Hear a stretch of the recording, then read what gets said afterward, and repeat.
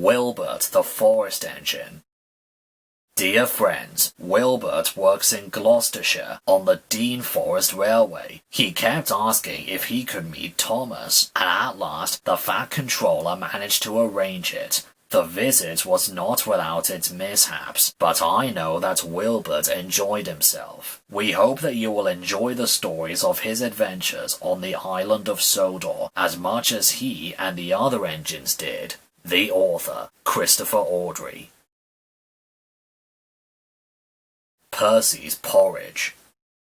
Donald and Douglas were rushed off their wheels. The Fat Controller came to see them. "I know you don't mind hard work," he said, "but you can't be everywhere at once. You need some help on your branch lines." The Scottish twins were grateful.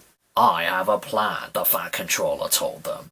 He went to see a friend who lived in Gloucestershire and explained the problem. The friend took him to see Wilbert, a smart blue saddle tank engine with 6 wheels.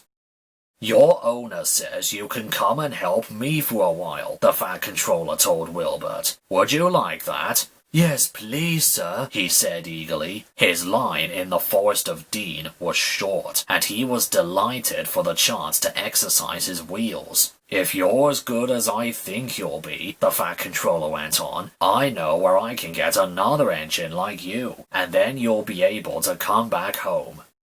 Percy was excited when he heard the news. "Another saddle tank, sir?" he said. "Is he like me, sir?" The Fat Controller laughed. "He is bigger and stronger than you, Percy," he said. "Besides, you can manage your trucks. I want him to help Duck, so I'm afraid you might not even meet him." During the week before Wilbert came, it was cold and wet. The engines thought it would never stop raining. None of them wanted to go out, but the passengers and trucks were waiting. "Just the sort of weather when you need porridge for breakfast," laughed Percy's driver.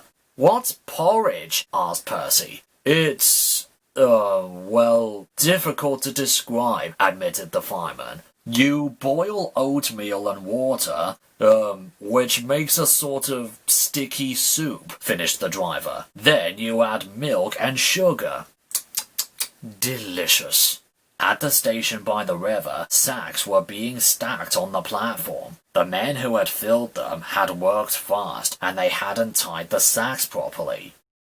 As the porter lifted the last sack, the signal arm dropped with a clang. "Better hurry, here's Percy," the porter said, and he swung the heavy sack onto the pile, knocking the top one over. Several sacks toppled onto the railway line and split open. The oatmeal inside the sacks burst out, covering everything. The pouring rain quickly turned it into a sort of sticky soup. At that moment, Percy appeared. Percy wasn't going fast, but he couldn't prevent himself from ploughing into the porridge, which now covered the rails. "Ah!" he exclaimed, and stopped. Porridge dripped from Percy's wheels, rods, and frames. He felt awful, wet, sticky, and cold. His driver and fireman got down to inspect the mess. "Oh dear," remarked the driver. "Well, Percy, you found out about porridge the hard way, haven't you? The thing is, you're supposed to eat it, not paddle in it." Percy didn't think that was funny. The Fat Controller wasn't amused either. He telephoned to the junction, where they were just in time to stop Wilbert on his way to Duck's branch line. He came along Thomas's line instead, and soon reached the shed at the top station. Percy cheered up at once. "I wanted to meet you," he said, "but I didn't think it would be this way. Porridge is all right for breakfast, my driver says, but it makes a mess of an engine who isn't expecting it." Cab over wheels. "You're lucky to have a long line," Wilbert told Thomas and Toby. "Mine is only 1.5 miles long, with a station at Norchard and another at Lydney. The scenery is super, though, and my driver says it's better up in the valley. Our volunteers are going to open that bit too. They work hard, but it takes a long time." One of Wilbert's first jobs was at the lead mine. Don't pass the danger notice, Thomas warned. I fell down a mine once. Wilbert smiled. I've worked in a colliery, he said, so I know about danger notices. But, he added, there was an engine once who thought he knew better. What happened? Asked Toby and Thomas. Wilbert paused. This engine didn't have a name, he began. Just a number, 16, and he worked in a steelworks. One of the jobs 16 and his friends had to do was take the waste from the works in special trucks to a place they called the tip. Well, went on Wilbert, 16 got tired of always stopping in the same place. He tried to go further, but his driver always prevented him. The other engines tried to stop him too. If the notice says danger, you shouldn't pass it, they said. 16 paid no attention. Don't be stupid, his driver said. We mustn't pass the notice, or goodness knows where we will end up. But 16 wanted to know. Pooh, he scoffed. I can take care of myself. One wet day, 16's chance came. The rails were slippery, and when his driver tried to stop, he couldn't. You see, 16 had asked the trucks who were in front of him to carry on past the warning sign. They did just that, and their momentum pulled 16 with them. You silly engine, scolded his driver. Wasn't my fault, muttered 16 sulkily. It was the trucks. You've always wanted to pass that board, said the driver crossly. I believe you asked them to drag us on purpose.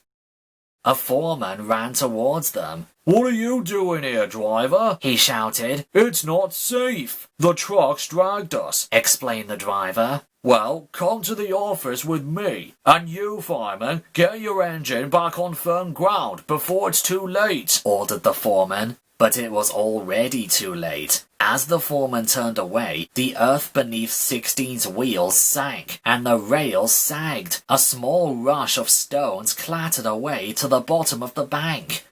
16's fireman knew that if he tried to move the engine now, he would only make things worse. Oh, groaned 16. Beneath his weight, the rails sagged even more. Suddenly, they fell away completely. As the fireman leapt for safety, 16 overbalanced. The coupling between him and the trucks broke, and he rolled cab over wheels down into the bank. He reached the bottom with a crash and lay on his side, looking surprised and leaking steam in all directions.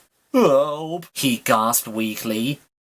Thomas and Toby were silent. What happened to 16 after that? Ventured Toby. Oh, he was rescued, Wilbert said, but he wasn't repaired, and he was sent to the back of the shed in disgrace. Is he still there? Asked Thomas. He got better than he deserved, smiled Wilbert. Some preservation people came and bought him, and now he lives in the Midlands. But I think he's lucky to have been given a second chance. Thomas and Toby can only agree.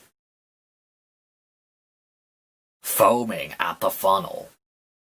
There is a dairy beside Thomas's branch line at the station where the lines divide to go either to the harbour or to the junction. Every afternoon, special tanker wagons are pushed into the dairy siding. They are filled with milk, and Percy takes them to the junction on his first train every morning. Thomas explained this to Wilbert. There's a hosepipe thing which puts the milk into the tankers, he said. They'll be ready by the time you get there for your first train. Sounds easy enough, said Wilbert.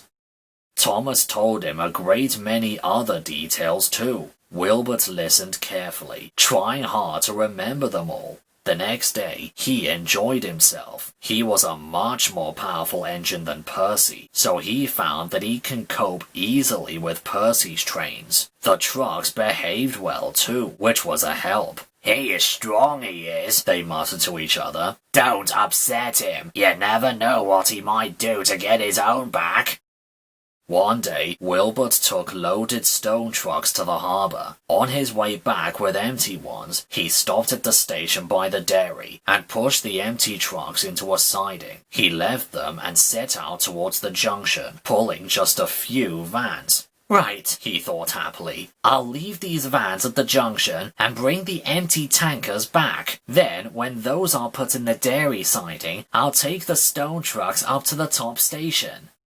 They met James at the junction. James knew who Wilbert was, of course, and asked how he was getting on. Wilbert chattered excitedly about the jobs he had been given to do that day. Sounds as if you're enjoying yourself, James said, but it's best to take things slowly at first. And he puffed away. Wilbert continued his journey and reached the dairy station easily. But his fireman was worried about water. We should have filled up at the junction, he said, but you were busy chatting to James. Never mind, we'll get water here. The tankers were at the end of the train, so all Wilbert had to do was push them into the dairy siding. Then he drew forward and stopped beside the hose pipe. Just in time, said the fireman, as he put the hose into Wilbert's tank. As he turned the tap, the driver spoke to him. The fireman went to reply, but when he returned, he found that Wilbert had stopped at the wrong hose pipe. His tank was full, but not with water, with milk. You'll be foaming at the funnel if any of this gets in his boiler, gasped the driver. Quickly, they put out Wilbert's fire, and the fireman telephoned for help. Thomas came as soon as he could and pulled Wilbert to the top station. Wilbert's tank was emptied and was given a thorough clean. The next morning, he was quite all right again. You and Percy make a fine pair, laughed Thomas. He had the porridge and you had the milk. Wired up. As soon as Percy came home, the Fat Controller came to see Wilbert. You've done well so far, the Fat Controller told him. Apart from drinking all that milk. Wilbert looked abashed. I'm sorry, sir, he said. It's all right, Wilbert, smiled the Fat Controller. A mistake any engine could make. But now Percy's back, you can go and help Duck's branch line. Wilbert puffed away. Percy and the others were sorry to see him go. Duck and Oliver made Wilbert very comfortable. Duck let him travel in front of his next train, so that he could see what the line was like. Wilbert enjoyed this, but found running beside the sea very different from his sheltered valley in Gloucestershire. The next day, he began regular work. During the afternoon, he took some ballast wagons to the loading dock beside the small railway. Rex, Bert, Mike and Jock were delighted to show off their station to a new engine. Like the other trucks, those on Duck's branch line decided they'd better behave too. Donald and Douglas had kept them all in order, but Wilbert made sure that he didn't forget what the twins had taught them. One day, Wilbert was at the ballast loader. As he tried to pull some loaded trucks away, there was a loud crack and shot suddenly backwards. The fireman got down to look. The coupling gear on the wagon has pulled away, he said. Now what? Beside them, watching with interest, was Bert. I pulled a train that was glued together once when one of my couplings broke, he said. We need more than glue here, said Wilbert's driver. Then he noticed a coil of signal wire laying beside the line. Could we do anything with that? You'd never move a train with wire, objected the fireman. But what about with just one truck, suggested Wilbert. I bet I can pull one truck with wire. Brilliant, said the station master, who had come to see what was wrong. I'll go tell the signalman what you're doing. Let me know when you're ready. The fireman wound the wire around the truck's buffer beam, leaving long loops. These he twisted into a rope, making a small loop at the end, which he fastened to Wilbert's coupling hook. A shunter uncoupled the front truck from the rest, and at last everything was ready.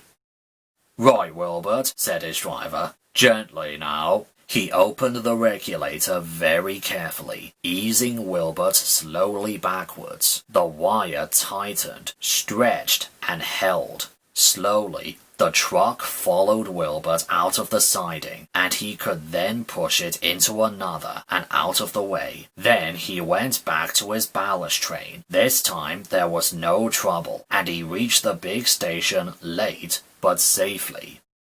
By the end of his stay, the Fat Controller knew that an engine like Wilbert was exactly what he needed. "I am delighted, Wilbert," said the Fat Controller. "Please take our best wishes to your friends in the Forest of Dean. We hope your line there will be as successful as your work here." Thomas, Percy, Toby, and Daisy came to the junction to see Wilbert off, and whistled cheerfully as he passed.